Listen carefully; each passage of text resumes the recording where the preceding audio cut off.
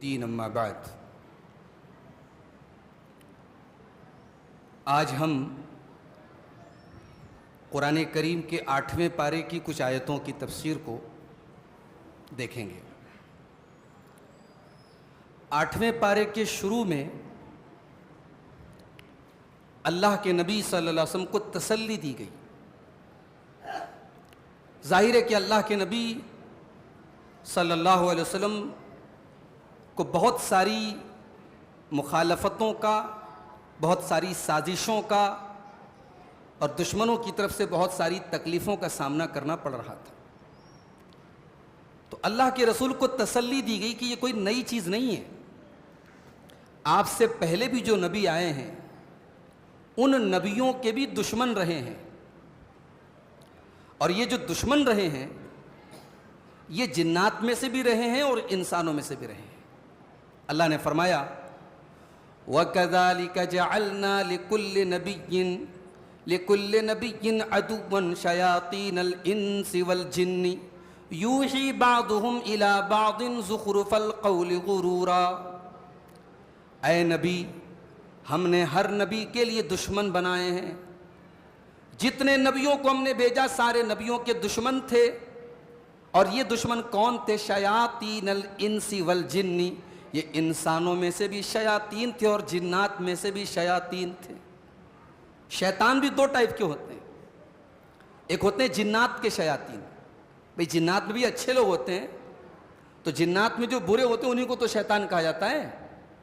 तो जिस तरीके से जिन्नात में शयातीन होते हैं वैसे ही इंसानों में शयातीन होते हैं, और इंसानों में जो शयातीन होते हैं वो ज़्यादा खतरनाक होते हैं। क्यों? हज़रत मालिक बिन दीनार एक ताबई गुजरे हैं, वो कहते हैं भाई शैतान जो जिन्नात में से शैतान है, मैं जब औज़ु बिल्लाहि मिनश शैतानिर रजीम पढ़ता हूँ तो भाग जाता है वो, लेकिन जो इंसानों में से शयातीन है वो तो हमारे भाई बन के, हमारे दोस्त बन के, हमारे अपने बन के हमारे साथ उठते हैं, बैठते हैं और हमें अल्लाह के रास्ते से रोकते हैं। उनसे बचना बहुत मुश्किल है। तो अल्लाह ने कहा कि ऐ नबी, हर नबी के दुश्मन रहे हैं, और ये दुश्मन इंसानों में से भी रहे हैं और जिन्नात में से भी रहे हैं। वकज़ालिका जअलना लिकुल्लि नबिय्यिन अदुव्वन शयातीनल इंसि वल जिन्नि। ऐ नबी, हमने हर नबी के दुश्मन बनाए हैं, और ये दुश्मन इंसानों में से भी थे और जिन्नात में से भी थे।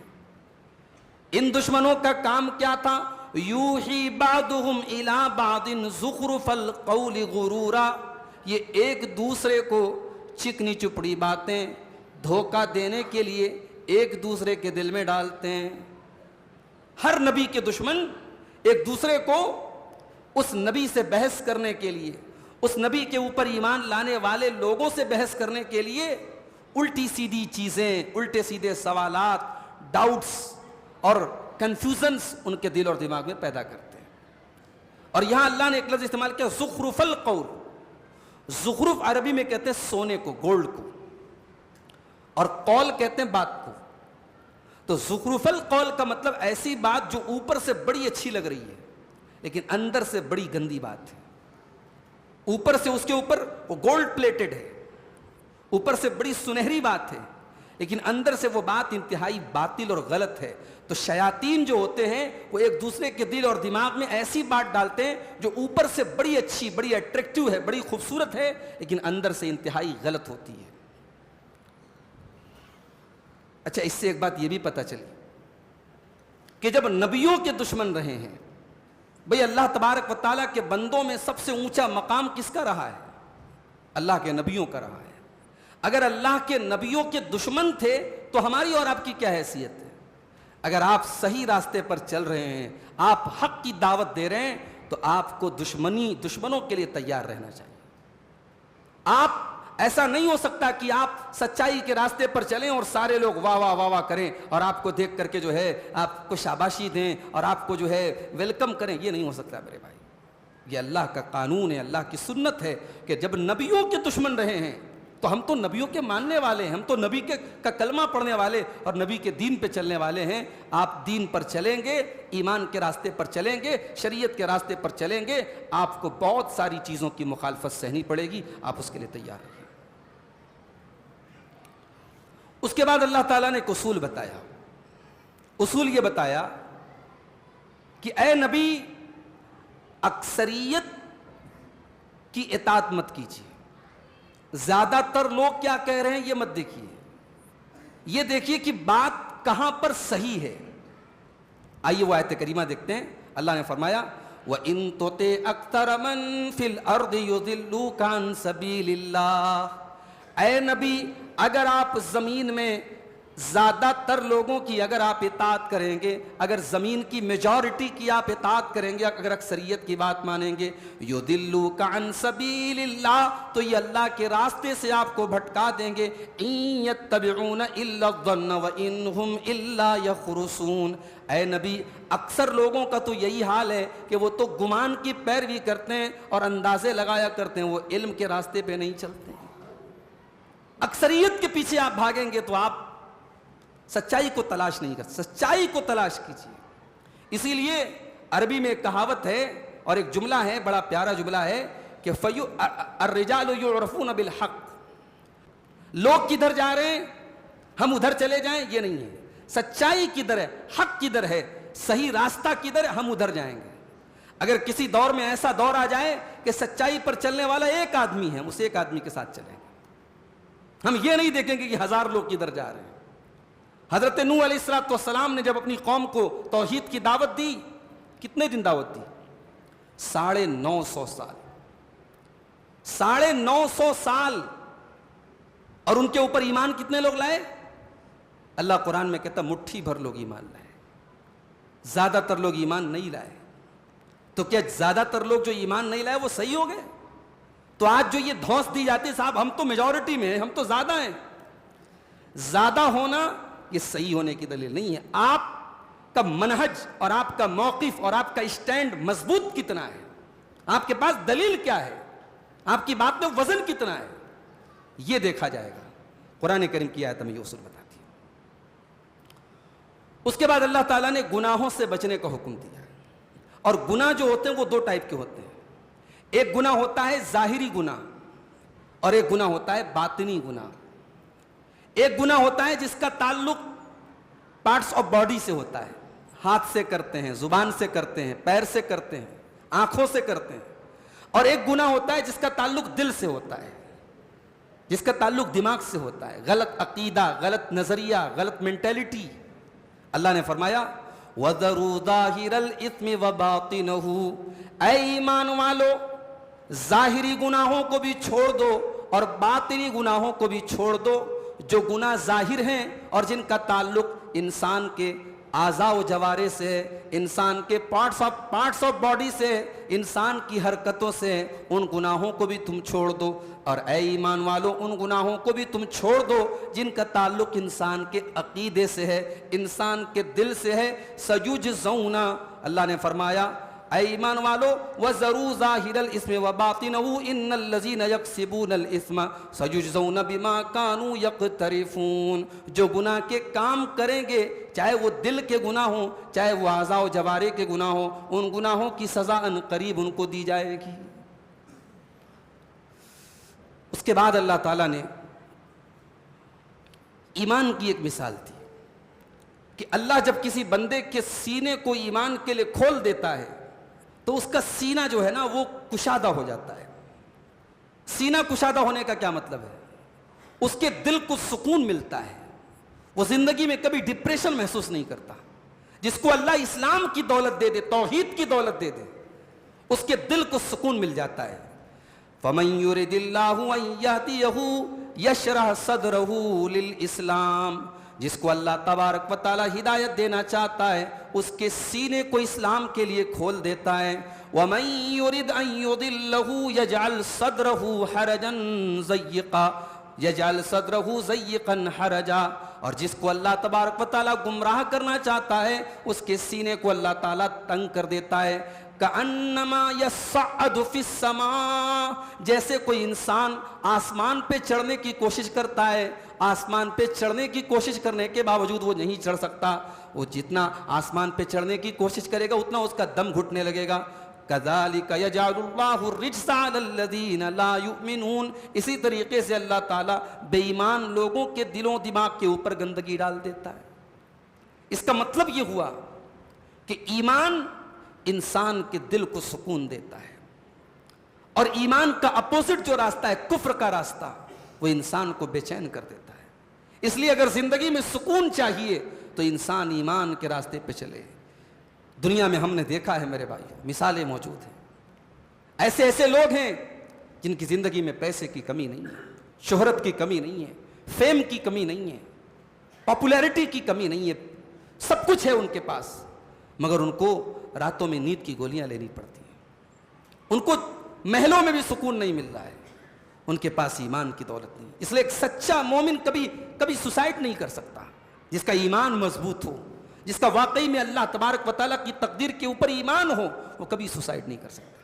तो अल्लाह कह रहा है कि हम जिसके सीने को खोलना चाहते हैं उसे हम इस्लाम की तौफीक देते हैं, और जिसको गुमराह करना चाहते हैं उसको हम उसके दिल को तंग कर देते हैं, फिर उसके दिल में ईमान की जगह नहीं बचती है। उसके बाद अल्लाह ने फरमाया कि हमारा एक तरीका यह भी है कि हम एक जालिम को बर्बाद करने के लिए दूसरे जालिम को उसके पीछे लगा देते हैं। वकज़ालिका नुवल्ली बाज़-ज़ालिमीन बाज़न बिमा कानू यक्सिबून।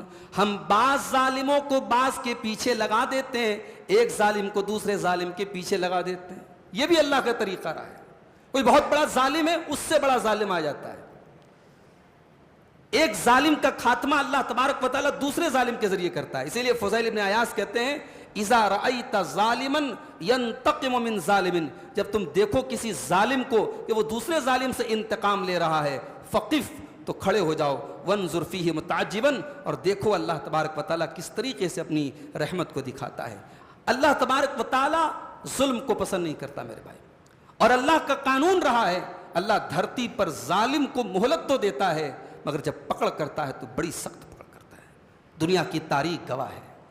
किसी जमाने में बहुत बड़ा जालिम था फिरौन। इतना बड़ा जालिम था कि अपने दरबार के एक काहिन की बात पर उसने हुक्म दे दिया, छोटे छोटे बच्चों को मरवाने का ऑर्डर दे दिया। फिरौन वो इंसान था जो अल्लाह का मजाक उड़ाता था, मूसा अलैहिस्सलाम का मजाक उड़ाता था। इतनी बड़ी उसकी सल्तनत थी, इतना बड़ा उसका एम्पायर था कि वो कहता था कि ऐ मूसा, हाज़िल अनहारु तजरी मिन तहती, मैं मिस्र का बादशाह हूं, दरियाए नील मेरी हुकूमत में बहता है, दरियाए कुल्सुम मेरी हुकूमत में बहता है, ये बड़ी बड़ी नदियां, बड़ी बड़ी नहरें मेरी हुकूमत में बहती, तू है क्या, तेरी औकात क्या है। हजरत मूसा को चैलेंज करता था। उस जमाने में कोई सोच नहीं सकता था कि फिरौन का अंजाम बुरा होगा, मगर अंजाम क्या हुआ फिरौन का। जिस पानी के ऊपर उसे नाज था, जिन नदियों पर नाज था, उसी नदियों में, उसी एक नदी में अल्लाह तबारक व तआला ने उसे डुबा डुबा करके मारा है। तो हमेशा जालिम को याद रखना चाहिए कि अल्लाह तबारक व तआला जालिम को मोहलत तो देता है, मगर जब पकड़ करता है तो बड़ी खतरनाक करता है। उसके बाद खेती बाड़ी की ज़कात कैसे दे। भाई सोने चांदी की ज़कात का तो मैटर क्लियर है। सोना अगर आपके पास 85 ग्राम है, 85 ग्राम या उससे ज़्यादा है, तो उसका आप 2.5% ज़कात निकालेंगे, 2.5%। चांदी आपके पास 595 ग्राम है, 595 ग्राम, आप उसका 2.5% ज़कात निकालेंगे। सवाल ये कि खेती कर रहे हैं, गेहूं है, जौ है, अनाज है, उसकी खेती कर रहे हैं, अब खेती की ज़कात कैसे निकालेंगे। अल्लाह ने फरमाया, व आतू हक़्क़हू यौम हसादिही, अपनी खेतियों की ज़कात तुम अदा कर दो यौम हसादिही, जिस दिन खेती के कटने का टाइम आ जाए। सोने की ज़कात कब निकालेंगे, 1 साल गुजरने के बाद। चांदी की ज़कात कब निकालेंगे, 1 साल गुजरने के बाद। मगर खेती की ज़कात कब निकालेंगे, उस खेती के कटने वाले दिन ही उसकी ज़कात फर्ज हो जाती है। और 750 kg पर ज़कात देना है। अगर कोई अनाज की खेती कर रहा है तो उसका निसाब क्या है, 750 kg, 750 किलो। अगर उसके पास गेहूं या जौ या अनाज पैदा हो रहा है, उसकी ज़कात उसको देना है। कितनी देना है, अगर आसमानी बारिश से उसकी खेती की सिंचाई हो रही है तो उसको देना है 10%, 10वां हिस्सा। और अगर वो ट्यूबवेल वगैरह के जरिए या कुएं के पानी के जरिए खुद सिंचाई कर रहा है तो उसको 5% देना है, 20वां हिस्सा। मान लीजिए 750 kg या मान लीजिए 1000 kg अगर उसका अनाज हो रहा है, तो उस पर अगर आसमानी बारिश से हो रहा है तो 10% यानी कि 1 कुंटल उसको अल्लाह की राह में ज़कात देना पड़ेगा। और अगर वो खुद उसकी सिंचाई कर रहा है ट्यूबवेल वगैरह से, तो उसका हाफ यानी 50 किलो उसको अल्लाह की राह में देना होगा। तो ये खेती की ज़कात है। और आगे जब ज़कात का हुक्म दिया अल्लाह ने तो फरमाया वला तुसरिफू, इसराफ मत करो। क्या मतलब? यानी तुम खेती कर रहे हो, अनाज पैदा हो रहा है, अब इसको इस्तेमाल करो, लेकिन इसको खाने में, इसको इस्तेमाल करने में हद से तजावुज मत करो। यहां हद से तजावुज से क्या मुराद है? उलमा ने लिखा कि माल की ज़कात न निकाले आदमी, यही हद से तजावुज है। एक इंसान अपने माल की ज़कात न निकाले, ज़कात में चोरी करे, यह भी माल में इसराफ है। बाज लोग क्या करते हैं, उनके पास सोना है, साल पूरा होने के पहले वो सोना अपनी बीवी को दे देते हैं, अपनी बहन को दे देते हैं, और फिर 2-4 महीने के बाद ले लेते हैं और कहते हैं साहब मेरे सोने पर तो साल पूरा हो नहीं रहा है, तो मुझे ज़कात नहीं देना। तो भाई साहब ये फ्रॉड किसके साथ कर रहे हो? अल्लाह के साथ फ्रॉड कर रहे हो। यानी अपनी ज़कात पर साल पूरा होने से बचाने के लिए आप जो है उसको इधर उधर ट्रांसफर कर रहे हो, ये गलत है मेरे भाई। हाँ, कभी किसी ज़रूरत के तहत आपने किसी को दे दिया, अलग बात है, लेकिन आप ज़कात बचाने के लिए, साल पूरा होने से बचने के लिए अगर ऐसा कर रहे हो तो यह ज़कात की चोरी है, जो बहुत बड़ा गुनाह है। उसके बाद अल्लाह तबारक व तआला ने 10 बातें बयान की, 3 आयतों के अंदर 10 बातें बयान की, और ये 10 बातें ऐसी हैं कि सारी शरीयतें इन 10 बातों पर मुत्तफिक हैं। हमारी शरीयत में नहीं, पिछली तमाम शरीयतों में भी ये 10 बातें मौजूद हैं, किसी शरीयत में ये 10 बातें मनसूख नहीं हुई हैं, और अल्लाह ने इन 10 बातों को 3 आयतों में बयान किया है। क़ुल तालू अत्लु मा हर्रम रब्बुकुम अलैकुम, ऐ नबी आप कह दीजिए, आओ मैं पढ़ के सुनाता हूं कि कौन सी चीजें तुम्हारे रब ने तुम्हारे ऊपर हराम कर दी हैं। नंबर 1, अल्लाह तुशरिकू बिही शैया, तुम अल्लाह के साथ कभी शिरक न करना, ये पहली चीज है। तमाम शरीयतों में ये चीज कॉमन है, अल्लाह के साथ शिरक नहीं करना है। ये सबसे बड़ा गुनाह है, अल्लाह क्या ये गुनाह माफ नहीं होगा, शिरक माफ नहीं होगा। शिरक के बारे में अल्लाह तबारक व तआला ने किसी गुंजाइश का दरवाजा नहीं रखा है। अल्लाह बहुत रहीम है, बहुत करीम है, मुशरिक के लिए रहीम नहीं है अल्लाह तबारक व तआला। तौबा कर ले अलग बात है, तौबा किए बगैर अगर मुशरिक मर गया, अल्लाह क्या मुशरिक की मगफरत का कोई, अरे इतना खतरनाक मामला है मुशरिक का कि मुशरिक के लिए मगफरत की दुआ नहीं कर सकते, मुशरिक की जनाजे की नमाज नहीं पढ़ सकते। हमारे नबी सल्लल्लाहु अलैहि वसल्लम को इजाजत नहीं दी गई अपनी मां के लिए जनाजे की नमाज पढ़ने की, अपनी मां की कब्र पे जो है मगफरत की दुआ करने की इजाजत नहीं दी गई। अल्लाह के नबी ने इजाजत मांगी अल्लाह से, सही मुस्लिम की रिवायत है कि अल्लाह मैं अपनी मां की कब्र पे जाना चाहता हूं, मगफरत की दुआ करना चाहता हूं। अल्लाह ने कब्र पे जाने की इजाजत दी, मगफरत की दुआ की इजाजत नहीं थी। इब्राहीम अलैहिस्सलाम ने अपने बाप से वादा किया था मैं आपके लिए मगफरत की दुआ करूंगा। जब अल्लाह ने बताया कि नहीं मुशरिक के लिए मगफरत की दुआ नहीं कर सकते, तो इब्राहीम अलैहिस्सलाम ने रुजू किया, कहा कि नहीं गलती हो गई मुझसे, तो मुशरिक के लिए अल्लाह का कोई गुंजाइश नहीं। आज लोग शिर्क को कितने हल्के में लेते हैं, शिर्क हो रहा है और उसको जायज ठहराया जा रहा है, उसको सही ठहराया जा रहा है। अभी एक वीडियो मैंने देखा फेसबुक के ऊपर, कोई साहब थे, वो कह रहे थे वहाबियो तुमसे बड़ा गलीज कोई नहीं है, अरे तुमसे अच्छे तो वो हिंदू हैं जो दरगाहों से मोहब्बत करते हैं और औलिया किराम से मोहब्बत करते हैं, वहाबियो तुमसे गंदा कोई नहीं, और तुम्हारे लिए मोदी को लाया गया। ये जुमला है, ये जुमला है अपने आप को मुसलमान कहने वाले का जुमला है। अल्लाह रहम फरमाए हमारी कौम के ऊपर। हमें नबी की वो हदीस याद आती है, अल्लाह के नबी ने फरमाया था कयामत उस वक्त तक नहीं आएगी हत्ता तलहक कबाइल मिन उम्मती बिल मुशरिकीन, मेरी उम्मत में से कुछ लोग मुशरिकों के साथ मिल जाएंगे। वह हत्ता याबुदुल औसान, और मेरी उम्मत के अंदर बुतों की पूजा होगी और बुतों की इबादत होगी। आज मुसलमान बुतों की इबादत नहीं कर रहा है।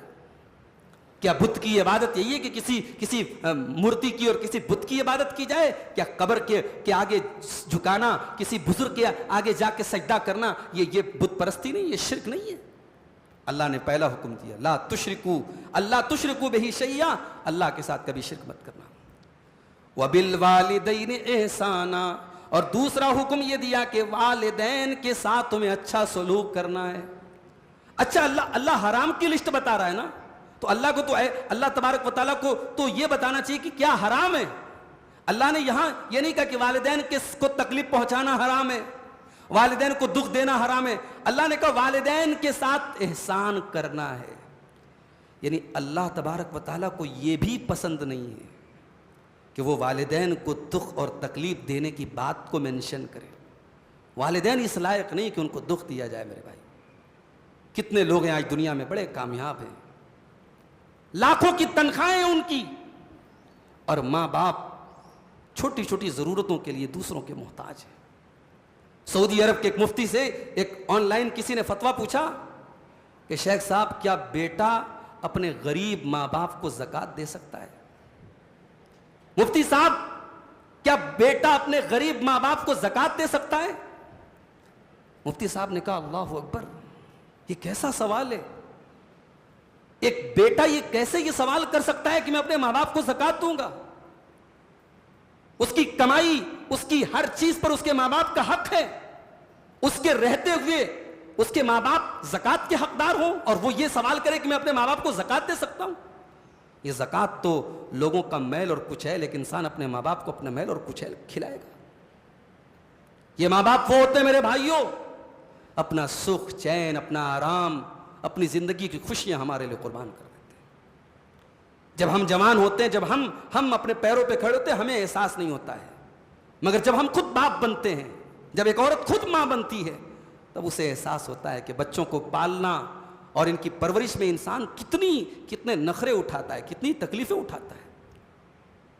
मां बाप की अपनी जिंदगी तो गुजर गई भाई, बच्चे बड़े हो गए, बच्चों की शादी की फिक्र है, लड़के हैं तो लड़कों की नौकरी की फिक्र है, उनकी तालीम की फिक्र, उनकी कैरियर की फिक्र है। माँ बाप की जिंदगी शादी के बाद और बच्चे पैदा होने के बाद उनकी अपनी जिंदगी कहां रहती है भाई? वो तो आराम से कभी घर से निकल भी नहीं सकते, बच्चों का स्कूल है। मां बेचारी बच्चों को तैयार करने के लिए सुबह 1 घंटा पहले उठ जाती है। इन कुर्बानियों को कोई कैसे भूल सकता है मेरे भाई? एक औलाद ये सवाल करे कि मैं अपने माँ बाप को ज़कात दे सकता हूं कि नहीं? सऊदी अरब के वो मुफ्ती ये सवाल सुनने के बाद बार बार अस्तगफिरुल्लाह पढ़ते रहे, उनकी आंखों से आंसू आ गए। उन्होंने कहा मैं अभी यही से मैं मजलिस को खत्म कर रहा हूं, उसके आगे वो कोई जवाब नहीं दे पाए। तो आज हम उस दौर में जी रहे हैं मेरे भाई। अभी एक वीडियो मैंने देखा सोशल मीडिया पर कि एक बाप फुटपाथ पे सो रहा है, दर दर की ठोकरें खा रहा है, लोगों से भीख मांग रहा है। इंटरव्यू लेने वाले ने पूछा कि आपके बेटे नहीं है? कहा मेरा बेटा है, बहुत बड़ा ऑफिसर है, लाखों की तनख्वाह है, मगर मेरे बेटे को अपने बाप को देने के लिए 100 रुपये भी नहीं है। और ये कोई फेक बात नहीं है, ये कोई कहानी नहीं है, कोई सीरियल नहीं है, ये हमारे समाज की बड़ी कड़वी सच्चाई है। और ये उस सोसाइटी की बात मैं कर रहा हूं जो बड़ी सिविल सोसाइटी है। आप यूरोपियन कंट्रीज में चले जाएं, आप अमेरिका और लंदन वगैरह में चले जाएं, वहां बाकायदा ओल्ड हाउस बने हैं साहब। माँ बाप बूढ़े हो गए तो फिर उनकी हमारे घर में जगह नहीं है, हमसे बात बात पर उनसे बहस होगी, उनसे हमारा मिजाज टैली नहीं करेगा। भाई जाओ, तुम जाओ, हम तुम्हारे महीने का वहाँ खर्चा पहुँचाते रहेंगे, तुम ओल्ड हाउस में रहो, हम जवान लोगों के साथ नहीं रह सकते। नहीं मेरे भाई, वबिल वालिदैन एहसाना, अपने माँ बाप के साथ अच्छा सलूक करो।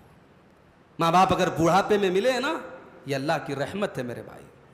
जिनके माँ बाप नहीं है उनसे कभी जाके पूछो भाई, कितने माँ बाप हैं, बच्चे बड़े हो गए, ईद के मौके पे 100 रुपये 200 रुपये बच्चों को ईदी देते हैं। अब आज बेटा खुद लाखों कमा रहा है, मगर वो बाप के हाथ की जो 500-200 रुपये जो ईदी होती है ना, वो आज भी बेटा अपने बाप के हाथ से लेना चाहता है। उसमें जो मोहब्बत है वो लाखों की सैलरी में नहीं है मेरे भाई। तो इन मोहब्बतों को बाकी रखो मेरे भाई। वबिल वालिदैन एहसाना, अपने माँ बाप के साथ अच्छा सलूक करो। और तीसरी चीज, वला तक़्तुलू औलादकुम मिन इमलाक, और ऐ ईमान वालो, अपनी औलाद को फाका कशी की वजह से, पेट के लिए अपनी औलाद को कत्ल न करो। नहनु नरज़ुकुकुम व इय्याहुम, तुमको भी रोजी देने वाले हमें और तुम्हारी औलाद को भी रोजी देने वाले हमें। अगर इस डर से अपनी औलाद को कत्ल करोगे, खिलाएगा कौन? तो तुमको किसने खिलाया? जिस अल्लाह ने तुमको खिलाया वो तुम्हारे बच्चों को भी खिलाएगा। इसलिए औलाद को कत्ल करना इस बुनियाद पर कि वो क्या खाएगी, नहीं मेरे भाई। आपकी औलाद अपना मुकद्दर लेके आती है, और मैंने तजर्बा देखा है, मैंने जिंदगी का एक्सपीरियंस देखा है। एक इंसान जब तक अकेला होता है उसकी कमाई लिमिटेड होती है, शादी होती है, जिंदगी में बीवी आती है। गौर कर लेना, इंसान जब शादी करता है और सही नीयत के साथ शादी करता है, अल्लाह उसकी कमाई में ऑटोमेटिक बरकत देता है, क्योंकि अब उसकी जिंदगी में एक और जिंदगी जुड़ गई, उसकी बीवी आ गई। फिर जब बच्चा पैदा होता है, उसकी कमाई में अल्लाह ताला और इजाफा करता है। कहीं ना कहीं से वो बच्चा, वो बीवी अपनी जिंदगी की रोजी लेके आती है। मेरे भाई, अल्लाह ने फरमाया अपनी औलाद को कत्ल मत करो, उनको भी रोजी हम देते, तुमको भी रोजी हम देते हैं। उसके बाद फरमाया वला तक़रबुल फ़वाहिश मा ज़हर मिन्हा व मा बतन, और फहश कामों से बचो, गंदे कामों से बचो, चाहे वो जाहिरी तौर पर किए जा रहे हो, चाहे बातिनी तौर पे किए जा रहे हो। एक तो खुल्लम खुल्ला प्रोस्टिट्यूशन हो रहा है, खुल्लम खुल्ला जिना हो रहा है, जिना के अड्डों पे जिना हो रहा है, और एक जिना वो हो रहा है जो चोरी चुपके हो रहा है, जो हराम रिलेशनशिप के जरिए हो रहा है, जो सीक्रेट तरीके से हो रहा है। अल्लाह ने फरमाया कि तमाम किस्म के गंदे कामों से, बदकारी के कामों से बचो। उसके बाद फरमाया वला तक़्तुलुन नफ्सल्लती हर्रमल्लाहु इल्ला बिलहक़्क़ि, और किसी भी ऐसे इंसान का कत्ल न करो जिसकी जान को अल्लाह ताला ने हराम करार दिया है। ज़ालिकुम वस्साकुम बिही लअल्लकुम ताक़िलून, ये अल्लाह की वसीयत है ताकि तुम्हारे अंदर सूझबूझ पैदा हो जाए। उसके बाद अब दूसरी आयत, वला तक़रबू मालल यतीम इल्ला बिल्लती ही अहसन, और यतीम के माल के करीब भी न जाना। यतीम की का माल हड़पना तो बड़ी दूर की बात है, यतीम का माल खाना तो बड़ी दूर की बात है। फरमाया यतीम के माल के करीब भी मत जाओ, इल्ला बिल्लती ही अहसन। हाँ, अगर किसी यतीम के गार्जियन हो और उसकी केयर टेकिंग करने में और उसकी तरबियत करने में कुछ पैसा तुम्हारा खर्च हो रहा है, या तुम्हारा कुछ हक बनता है, वो ले सकते हो, जो जायज़ तरीका है। हराम तरीके से यतीम के माल के करीब भी मत जाना।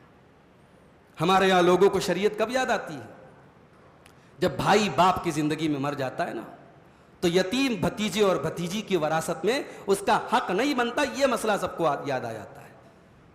भाई मर गया बाप की जिंदगी में, उसके छोटे छोटे बच्चे हैं, और जो भाई मरा है उस भाई का भी रोल रहा है उस प्रॉपर्टी को बनाने में, मगर ज्वाइंट फैमिली सिस्टम की वजह से उस प्रॉपर्टी में उसका अपना कोई नाम नहीं था, बाप का नाम था। अब बाप की जिंदगी में बेटा मर गया। अब शरीयत का कायदा है, अगर बेटा बाप की जिंदगी में मर जाए तो डायरेक्ट उसके जो बच्चे होंगे वो दादा की प्रॉपर्टी में वारिस नहीं होंगे, क्योंकि दादा, अगर चचा लोग जिंदा हैं, औलाद जिंदा है, तो शरीयत का कायदा है कि पोते जो होंगे, अगर बेटे जिंदा हैं तो पोते प्रॉपर्टी में वारिस नहीं होंगे। यह मसला सबको याद आ जाता है। कोई ये नहीं सोचता कि जो मेरे भाई के यतीम बच्चों के साथ हो रहा है, अगर मेरे बच्चों के साथ होता तो क्या करता। मैं गवारा करता कि मेरे यतीम बच्चे दर दर की ठोकरें खाएं और मेरे बाप की प्रॉपर्टी में मेरे बच्चों को कोई हक ना मिले। मेरे भाइयों, माफ करना, शरीयत को अपने मतलब और मफाद के लिए इस्तेमाल न किया करो। शरीयत का ठीक है, कायदा है, कानून है कि अगर बेटा मर गया बाप की जिंदगी में तो डायरेक्ट बाप की, दादा की प्रॉपर्टी में पोते का हिस्सा नहीं बनेगा, शरीयत का कायदा है। मगर हर जगह कानून के डंडे से बात नहीं मनवाई। इंसानियत भी तो कोई चीज होती है मेरे भाई। उन यतीम भतीजों के जो चचा लोग हैं, जो ताया लोग हैं, जो उनके बड़े बाप लोग हैं, क्या उनकी जिम्मेदारी नहीं बनती है कि वो अपने बाप से कहें कि अब्बा जान ठीक है हमारा भाई मर गया आपकी जिंदगी में, मगर हमारे इन यतीम भतीजों को भी आप इनका पूरा हक दीजिए, हम खुले दिल के साथ आपसे बात करें। होना तो ये चाहिए था, मगर इंसान का जमीर इतना मुर्दा हो चुका है और माल की मोहब्बत इस कदर इंसान की रगों रगों में पहुंच चुकी है कि इंसान अपने उस यतीम भतीजे का हक मारने के लिए तैयार रहता है। मेरे भाई, यतीम के बारे में अल्लाह से डरा करो मेरे भाई। जिस बच्चे का बाप मर गया, जिस बेटी का बाप मर गया, उसको गलत निगाहों से न देखा करो, उस पर तरस खाया करो, उसके काम आया करो। उस यतीम के अगर काम आ गए तो क्या पता ये नेकी अल्लाह ताला के आपके काम आ जाए। आज जो लड़का बेचारा यतीम हो जाए, समाज में लोग उसको धुतकार दे, भाग इसका तो कोई बाप नहीं है। कोई बेटी यतीम हो जाए, समाज की गंदी नजरें पड़ने लगती है, अरे इसका तो बाप नहीं है, इसके ऊपर गंदी नजरें भी जमा सकते। खबरदार, कोई यतीम बच्ची है, कोई यतीम बच्चा है, उस पर कभी गलत निगाह मत डालना। यतीम का बड़ा हक है मेरे भाई। वला तक़रबू मालल यतीम, यतीम के माल के करीब भी न जाओ। उसके बाद फरमाया हत्ता यबलुगा अशुद्धहु, यतीम जब जवान हो जाए, जब बालिग हो जाए, यतीम का माल उसके हवाले कर दो। उसके बाद फरमाया व औफुल कैल वल मीज़ान बिल क़िस्ति, और नाप और तौल में तुम इंसाफ किया करो। नाप और तौल नाप और तौल पूरी पूरी दिया करो। ला नुकल्लिफु नफ्सन इल्ला वुसअहा, लेकिन हाँ हम किसी को भी उसकी ताकत से ज्यादा उसके ऊपर बोझ नहीं डालते। नाप तौल में पूरा पूरा दिया करो। अब भाई हम चावल तौल के दे रहे हैं, अब हो सकता है आधा ग्राम 1 ग्राम कम हो गया हो, इंसान होने के नाते भाई ह्यूमन मिस्टेक तो हो सकती है ना, ह्यूमन एरर तो हो सकता है। हम कोई चीज तौल के दे रहे हैं, हम जानबूझ के कम नहीं दे रहे, लेकिन भाई मिस्टेक हो सकता है कुछ कम दे दें। तो अल्लाह ने कहा कि अगर इंसान होने के नाते कुछ कमी हो गई है उस पर तुम्हारी पकड़ नहीं होगी, लेकिन अपनी तरफ से नाप तौल में कोई कमी मत करना। उसके बाद फरमाया वइज़ा कुल्तुम फादिलू वलौ काना ज़ा कुर्बा, और जब बात करो तो इंसाफ की बात करो, अगरचे अपने रिश्तेदार के खिलाफ ही क्यों ना करना पड़े। जब भी बात करो इंसाफ की बात करो, जस्टिस की बात करो, न्याय की बात करो, अपने खिलाफ भी बात पड़े तब भी इंसाफ की बात करो।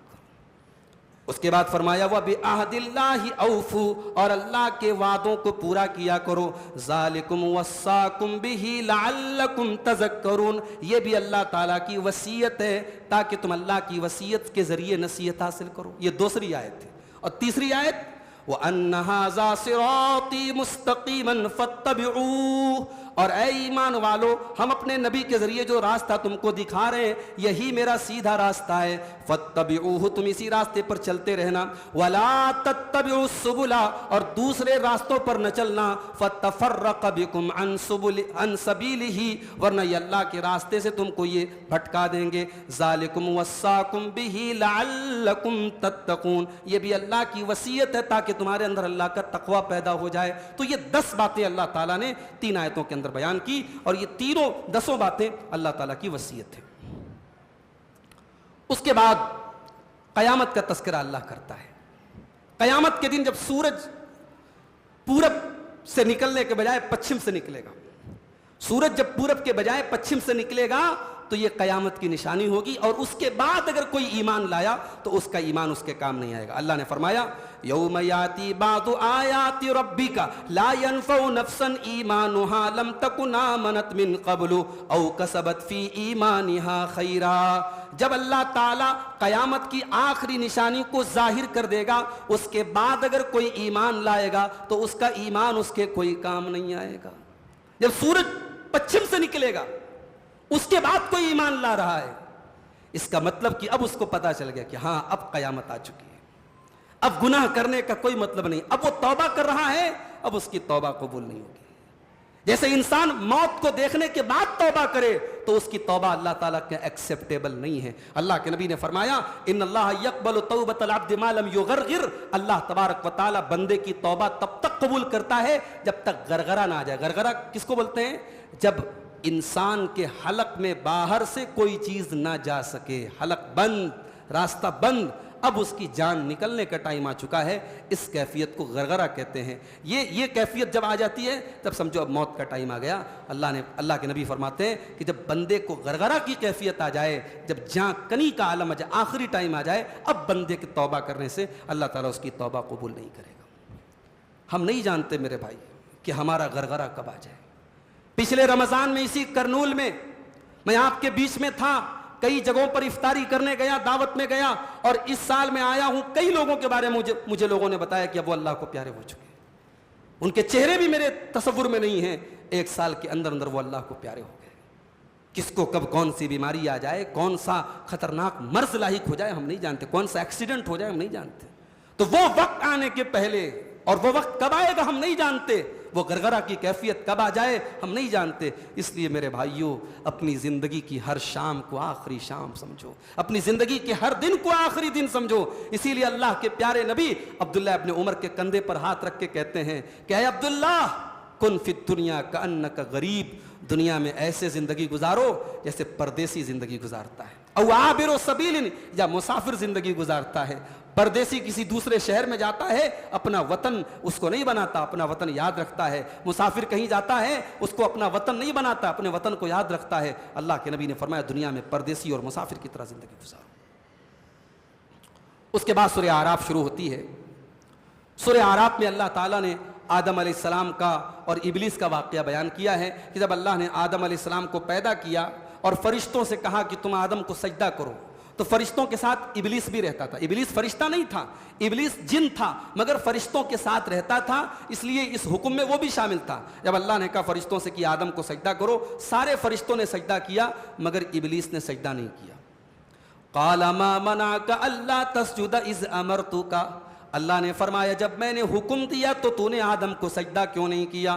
क़ाल अना खैरुम मिन्हु खलक़तनी मिन नारिन व खलक़तहु मिन तीन, इबलीस ने कहा कि अय अल्लाह मैं आदम से बेहतर हूं, तूने मुझे आग से पैदा किया और आदम को मिट्टी से पैदा किया। अच्छा, लॉजिकली अगर देखो तो इबलीस एक तरीके से सही कह रहा है। भाई आग जो होती है हमेशा ऊपर जाती है और मिट्टी को कहीं से भी डालो नीचे जाती है, तो आग ऐसे देखा जाए, लॉजिकली देखा जाए तो आग जो है मिट्टी से बेहतर है।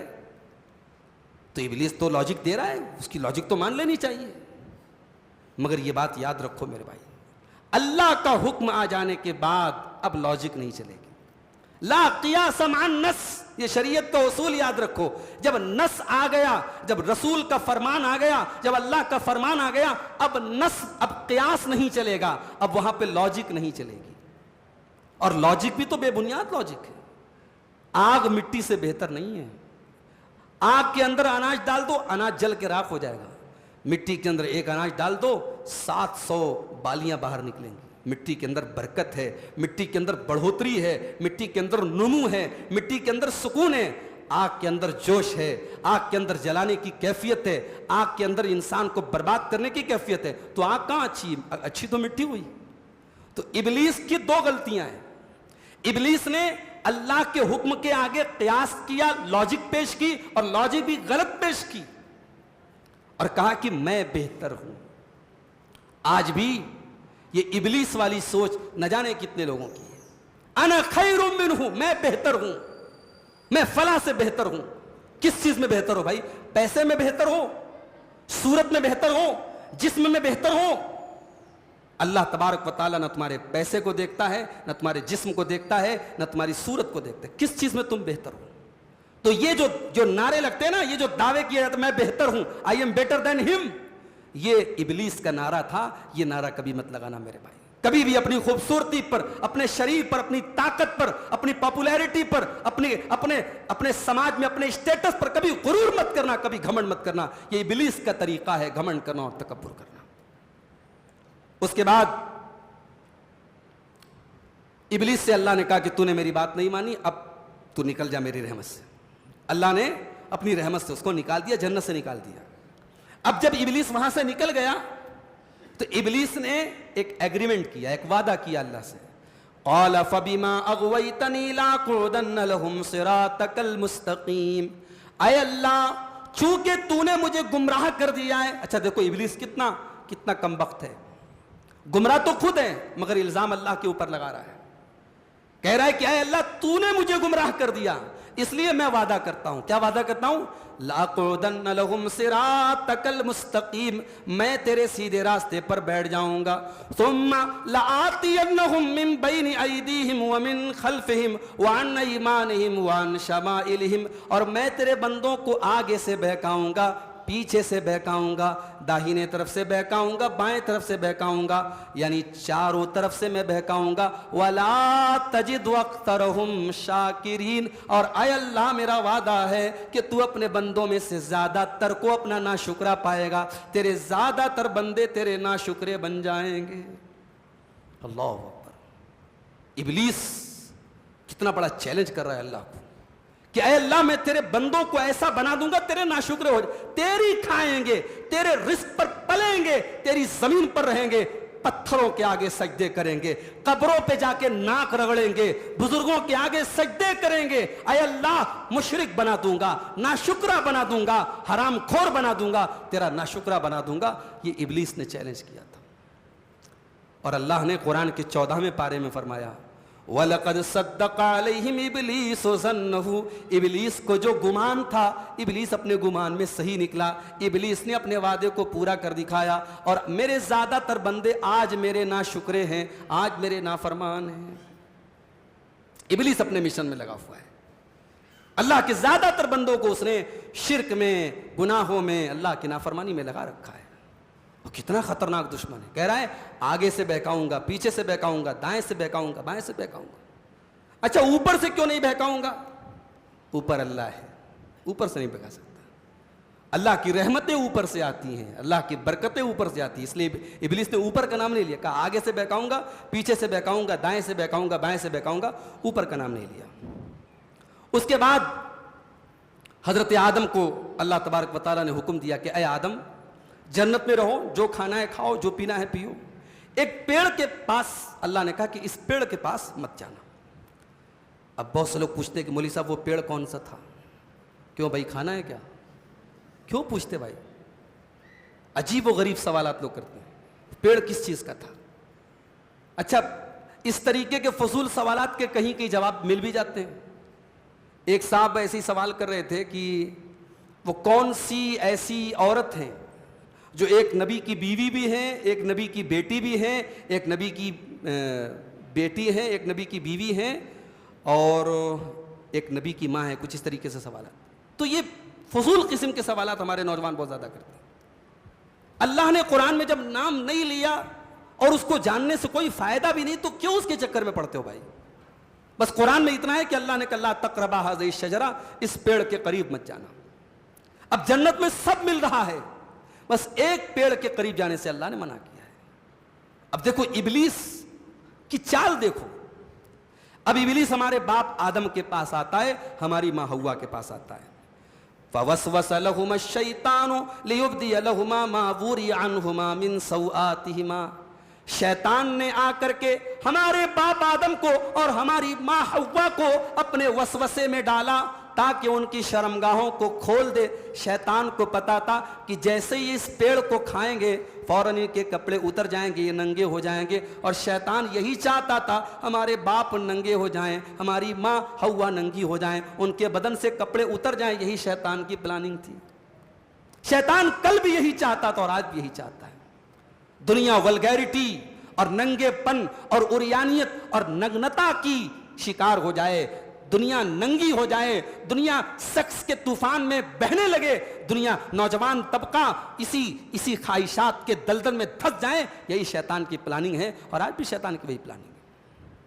अल्लाह ने फरमाया वक़ाल मा नहाकुमा रब्बुकुमा अन हाज़िहि शजरति इल्ला अन तकूना मलकैनि औ तकूना मिनल खालिदीन।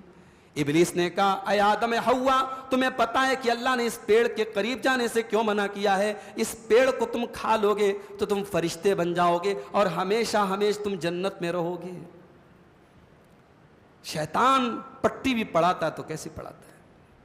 आदम अलैहिस्सलाम का मकाम यह है कि फरिश्तों ने उनके आगे सजदा किया है और शैतान पट्टी क्या पढ़ा रहा है? ऐ आदम खा लो तुम फरिश्ता बन जाओगे। अरे आदम का मकाम तो फरिश्तों से बेहतर पहले ही है, फरिश्तों ने उनके आगे सजदा किया है, मगर ये पट्टी क्या पढ़ा रहा है? इसको खा लो तो तुम फरिश्ते बन जाओगे और हमेशा हमेशा जन्नत में रहोगे। अच्छा, जानता था कि इतनी आसानी से मेरी दाल तो नहीं गलेगी। वक़ासमहुमा इन्नी लकुमा लमिनन नासिहीन। अल्लाह की कसम खा करके कहता है अय आदम, मैं तुम्हारा बहुत बड़ा हमदर्द हूँ, मैं तुम्हारा बहुत बड़ा खैर खा हूँ, मैं तुम्हारी भलाई चाहता हूँ। उसने आदम के आगे भी कसम खाई, उसने हव्वा के आगे भी कसम खाई। कहते हैं कि अल्लाह वाले अल्लाह के नाम पर बड़ी आसानी से बेवकूफ़ बन जाते हैं। अल्लाह वालों को अल्लाह के नाम पर बेवकूफ़ बनाना बहुत आसान काम होता है। जब उसने कसम खा करके कहा कि अय आदम अय हव्वा, मैं तुम्हारा हमदर्द हूं, मैं तुम्हारा बुरा थोड़ी चाहूंगा, मैं तुम्हारे भले के लिए कह रहा हूं, इस पेड़ को खा लो हमेशा जन्नत में रहोगे। फदल्लाहुमा बिगुरूर, उसने हमारे बाप और हमारी माँ को धोखे में डाल दिया। फलम्मा ज़ाक़ा शजरा, और जब दोनों ने उस पेड़ को खा लिया, कुरान कहता है बदत लहुमा सौआतुहुमा, दोनों की शर्मगाहें खुल गईं, दोनों के बदन के कपड़े उतर गए। व तफ़िका यक़सिफ़ानि अलैहिमा मिन वरक़िल जन्ना, और दोनों जन्नत के पत्तों के जरिए अपनी शर्मगाह को ढांपने लगे। यह साइंस क्या कहती है साहब? कि एक दौर ऐसा था कि इंसान नंगे रहते थे, इंसान नंगे रहते थे, और यहां दुनिया के पहले इंसान के बारे में कुरान कहता है कि उनको भी नंगा रहना पसंद नहीं था। इसका मतलब कि साइंस की यह थियरी सही नहीं है। ठीक है, इंसानों के अंदर सिविलाइजेशन स्टेप बाय स्टेप आया है, एक दौर ऐसा रहा होगा कपड़े नहीं थे, मगर उस दौर में भी लोग नंगे नहीं रहते थे।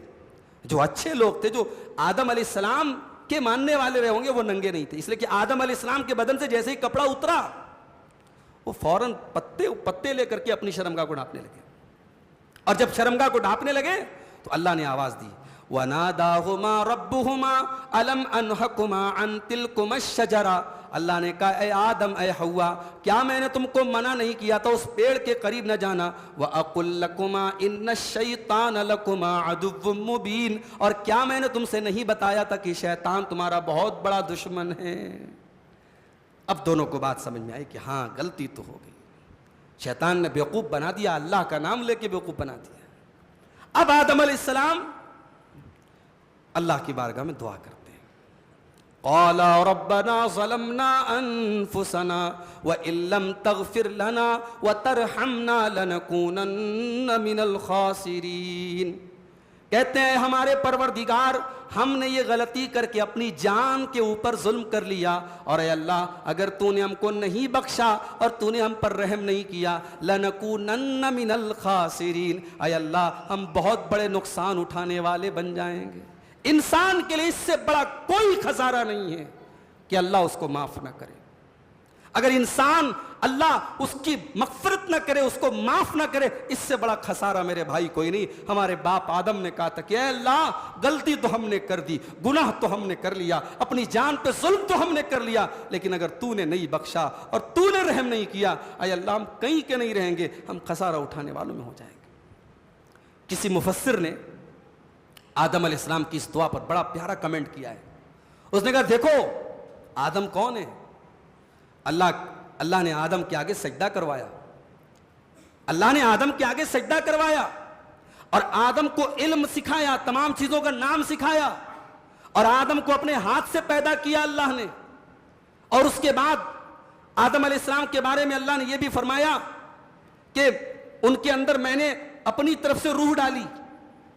जाहिर है कि जिस तरीके से हजरत ईसा अलैहिस्सलाम की पैदाइश जब हुई और अल्लाह ताला ने उनकी रूह जो है हजरत मरियम के पेट में डाली, उसी तरीके से हजरत आदम अलैहिस्सलाम के अंदर भी अल्लाह तबारक व तआला ने रूह डाली। ये सारी खुसूसियात के बावजूद जब आदम अलैहिस्सलाम से गलती हुई तो उनको भी अल्लाह के आगे झुकना पड़ा, अल्लाह से तौबा करना पड़ा, अल्लाह से माफी मांगना पड़ा। आप कौन हैं? आप क्या हैं? आपका मकाम क्या है?